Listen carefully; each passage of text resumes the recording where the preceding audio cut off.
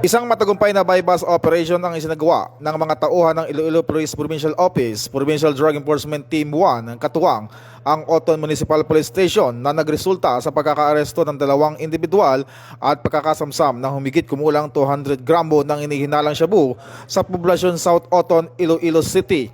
Kinilala ang mga naarestong suspect na sina alias Tayong, 34 anyos, itinuturing na high-value individual at alias Eric, 32 anyos, isang street-level individual. Nakumpiska mula sa kanila ang 14 na transparent plastic sachet na naglalaman ng inihinalang shabu, pati na rin ang ilang non-drug items na ginamit. Kasalukuyang nasa kustodiya ng Oton Municipal Police Station ang mga suspect at sasampahan ng kaukulang kaso.